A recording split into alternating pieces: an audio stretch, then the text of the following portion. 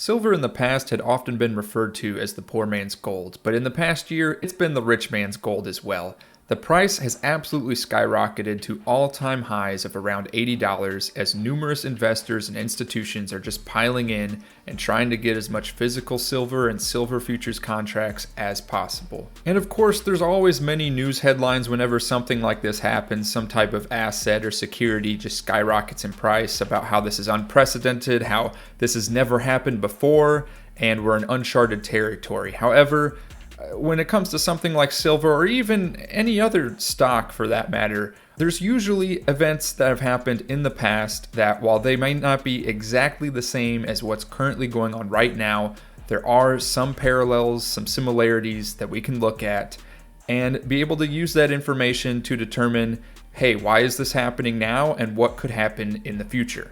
So with silver having been in the mainstream news recently, I thought it would be fun to go back and look at two of the other times where silver has absolutely skyrocketed in price and see what those similarities are and see what ended up leading to the price crashing back down.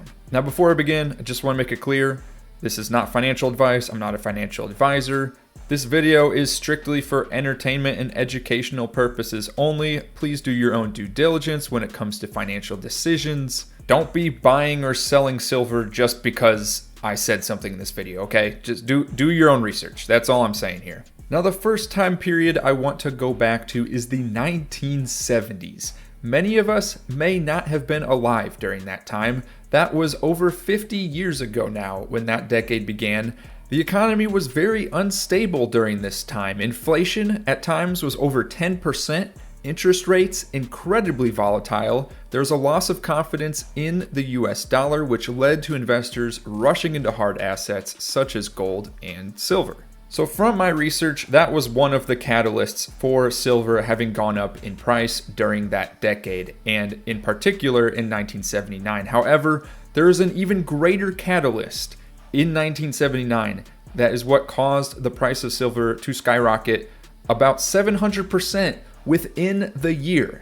Some market manipulation, if you will. The Hunt brothers, a family of wealthy Texas oil entrepreneurs, were concerned about the devaluation of the US dollar during the 1970s, in part due to the end of the gold standard in 1971. And in order to preserve their wealth, the Hunt brothers began buying millions of ounces of silver, and by 1979 had accumulated somewhere around 100 to 200 million ounces of silver. But the Hunt brothers didn't just buy physical silver, they also bought futures contracts and demanded the delivery of physical silver as settlement for those contracts. They also publicly pushed the idea of using silver to pay for goods and services instead of the traditional paper money. And when I came across that point in the research that I was doing, I found it a little bit similar to people pushing Bitcoin as the future of currency.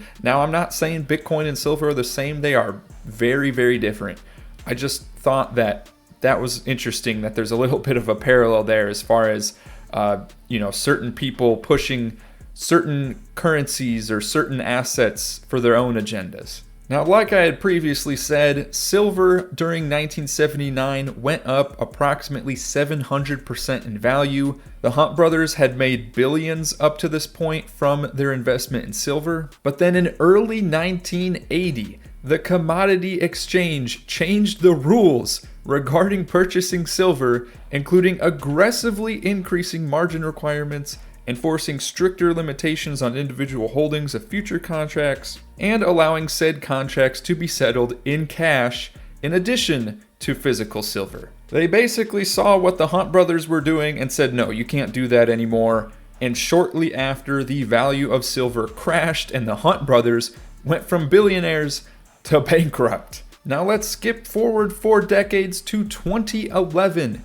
We're 3 years past the 2008 financial crisis, the US economy still recovering from it, and then the Fed just decided to go ahead, whip out the money printer, and had been pumping hundreds of billions of dollars into the economy. This was being done through a mechanism that the Fed refers to as quantitative easing. Now, this led to public fear of high inflation and the devaluation of the US dollar, which again led investors to rush into hard assets, similar to what happened in the 1970s. Something else recently introduced in this time period was ETFs, and there had been many silver ETFs that had become very popular during this time. They had only been created a few years prior to this run-up in 2011. And then the third catalyst for this run-up in 2011 was increased industrial demand for silver due to the strong growth of the solar panel industry and the smartphone industry. Personally, I remember iPhones becoming very popular amongst my friends around this time, so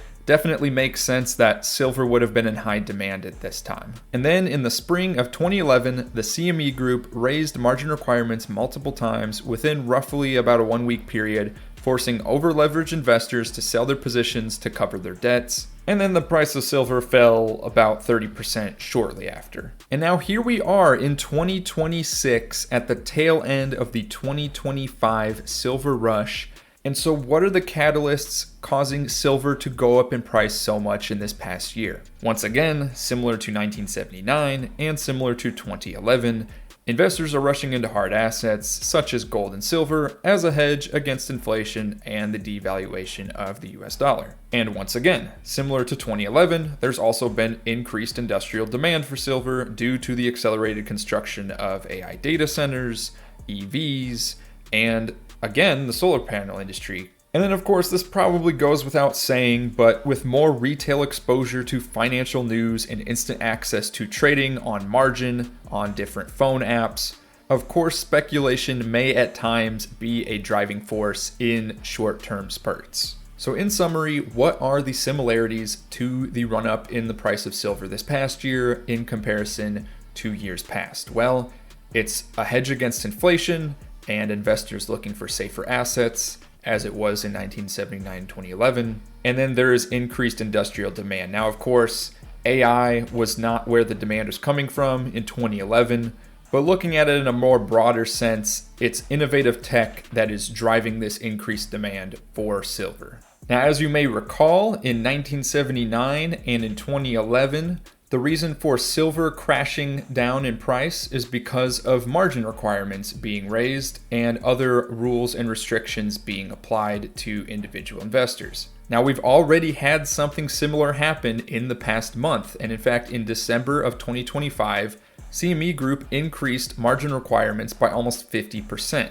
And given the historical context from what we've seen in those past run-ups and seeing the margin requirements get increased by a significant amount such as this, I do think the price of silver is not going to continue to rise as dramatically as it has. However, I'm also of the belief that the price is not going to fall back down unless the demand for AI infrastructure begins to drop. So, in a nutshell, just like we've seen with the rest of the market, everything appears to be held together by the high demand for AI infrastructure, new AI apps, AI integration, AI. Everything is being held together by the big band-aid called AI.